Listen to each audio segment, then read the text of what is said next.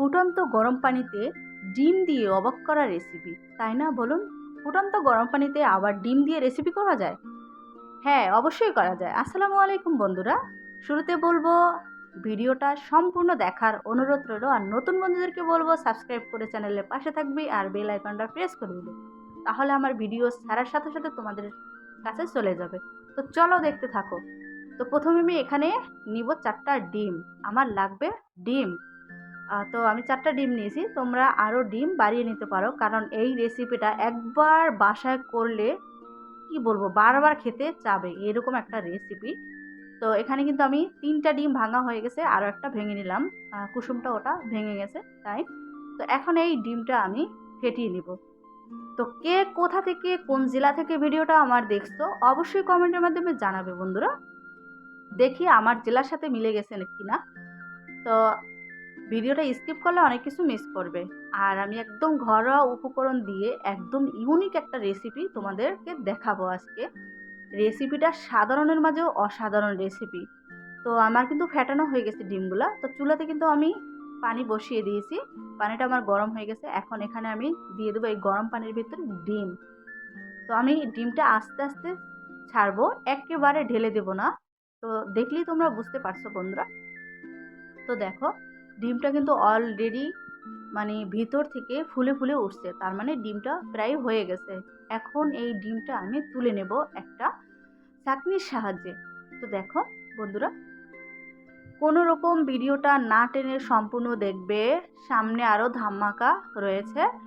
যদি স্কিপ করো তাহলে অনেক কিছু মিস করবে। তোমরা যখন বাসায় তৈরি করবে পারফেক্ট হবে না, এই জন্য পুরোটা ভিডিওটা দেখতে হবে। তো আমার কিন্তু সম্পূর্ণ ডিমগুলো তুলে নেওয়া হয়ে গেছে। দেখো বন্ধুরা,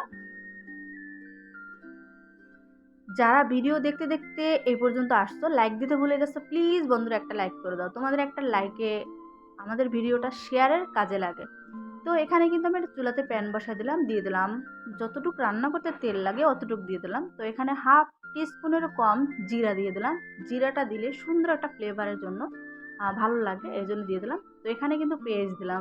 পেঁয়াজের পরিমাণটা কিন্তু অবশ্যই একটু বেশি দিতে হয় এই ডিমের রেসিপিটায়। আর এখানে আমি 4 থেকে 5টা কাঁচামরিচ কেটে দিয়েছি। তো আমি পেঁয়াজগুলো একটু ভালো করে ভেজে নেব। তো নতুন বন্ধুরা, তোমরা সাবস্ক্রাইব করে চ্যানেলটার পাশে থাকবে, আর রেসিপিটা ভালো লাগলে একটু বেশি বেশি শেয়ার করে দেবে।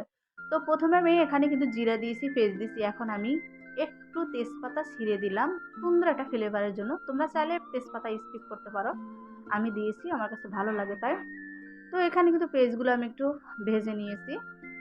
তো এখানে আমার এখন দিয়ে দেবো, পেঁয়াজগুলো ভাজা হয়ে গেলে আদা রসুনের পেস্ট। আদা রসুনের পেস্টটা দিলে কিন্তু এই রেসিপিটা আরও ভালো লাগে। তো এখানে আমি কিন্তু আদা রসুনের পেস্ট ভালো করে কষিয়ে নেব, কোনোরকম যেন একটা কাঁচা গন্ধ না আসে। তো তোমরা তো দেখলেই বুঝতে পারতেছো বন্ধুরা। কথা বলতে বলতে যদি কোথাও ভুল হয়ে থাকে প্লিজ ক্ষমা দৃষ্টিতে দেখবে প্লিজ। তো এখানে আমি দিয়ে দেবো 1 টেবিল চামচ হলুদের গুঁড়ো, মরিচের গুঁড়ো, ধনিয়ার গুঁড়ো, আর স্বাদ মতো লবণ, আর দিয়ে দিলাম পানি। এখন এই মশলাগুলো সুন্দর করে আমি কষিয়ে নেব। আমার চ্যানেলে বন্ধুরা আমি সবসময় সহজ রেসিপি দিয়ে থাকি। তোমরা চাইলে আমার চ্যানেলটা একটু ঘুরে আসতে পারো, আমার রেসিপিগুলো দেখে আসতে পারো। তো এখানে কিন্তু আমি দিয়ে দিব আলু। তো আলুগুলো আমি কিন্তু অফ ক্যামেরায় কিউব করে ছোট ছোট করে কেটে নিয়েছি। তো এখানে কিন্তু আমি একটা বড় আলু দিয়েছি। তোমরা যদি এখানে এখানে যদি ডিমের পরিমাণটা বেশি হয়, পরিবারের সদস্য বেশি হয়, তাহলে আলু বেশি দিতে পারো, ডিম বেশি দিতে পারো। এই রেসিপিটা খুবই একটা ভালো লাগার রেসিপি। তো এখন ঢাকনা দিয়ে ভালো করে ঢেকে একটু কষিয়ে নেব, একটু হাফ সিদ্ধ করে নেব। তো আমি কিন্তু ঢাকনা তুলে নিলাম, দেখো কতটা তেল উঠে গেছে। তো এটাকে আমি আলুগুলো ভালো করে কষিয়ে নেব। আমি বাসায় রান্না করছি, বিশ্বাস করেন সবার ভালো লাগছে এই রেসিপিটা। তো এখানে আমি দিয়ে দিলাম টমেটো। টমেটো দিলে কিন্তু যে কোনো মানে রেসিপি ভালো লাগে তরকারির জন্য, এই টমেটোটার জন্য। তো আমি টমেটো দিয়েও ভালো করে আলুগুলা ভালো করে কষিয়ে নেব। এবারও ঢাকনা দিয়ে একটু ঢেকে দেব। আমি ঢাকনা দিয়ে মানে ঢেকে দিয়ে তারপরে 80% মতো সিদ্ধ করে নেব। আমি আবারও ঢাকনা তুলে নিলাম।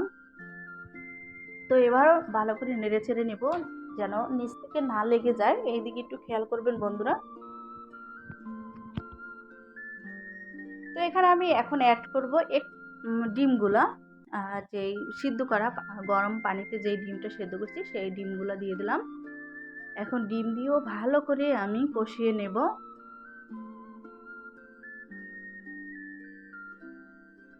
এই রেসিপিটা আপনারা একবার হলে বাসায় ট্রাই করবেন, দেখবেন কতটা ভালো লাগে। এই রান্নাটা এক সেমভাবে রান্না করলে মানে কি বলবো, ওই দিনকে আপনাদের বাসার মানে হাঁড়িতে আর ভাত থাকবে না। এক প্লেটের জায়গায় 2-3 প্লেট অনায়াসে খেতে পারবে, আর কোনো রেসিপি চাবে না, শুধু এটা দিয়েই খেতে পারবে। তো আমার কিন্তু প্রায় নাড়া দেওয়া মানে নেড়ে চেড়ে নিয়েছি। এখানে পরে আরেকটু কষিয়ে নেব সুন্দর করে, ঢাকনা দিয়ে রেখে দিলাম আবারও। এই রেসিপিটা রান্না করতে মাত্র 10 মিনিট সময় লাগে, 10 থেকে 15 মিনিট সময় লাগে, বেশি সময় লাগে না। ঝটপট রান্না করে নিতে পারেন। এই রেসিপিটা আপনারা চাইলে সকালবেলা রুটির সাথেও খেতে পারেন, ভাত রুটি, অসুবিধা নেই। তো আমি এখানে কিন্তু অল্প একটু পানি দেবো, বেশি না, কারণ ডিম সিদ্ধ করা, আলু একদমই কুক করা, এই জন্য বেশি পানির দরকার নেই। আমি একটু জাস্ট অল্প পানি দিলাম। তো এই পানিটা আমি এখন শুকিয়ে নেব। দেখতে থাকো সম্পূর্ণ ভিডিওটা বন্ধুরা। তো এটাকে আবার ঢাকনা দিয়ে ফিরে আসবো মাত্র 2 মিনিট পরে, তাহলে আমার রেসিপিটা হয়ে গেছে। তো আমার রেসিপিটা বন্ধুরা কেমন হয়েছে অবশ্যই তোমরা কমেন্টে জানাবা, আর তোমরা কোন রেসিপি চাও সেটাও আমাকে বলবে। আমি চেষ্টা করব তোমাদের মাঝে সেই রেসিপিগুলো তুলে ধরার জন্য।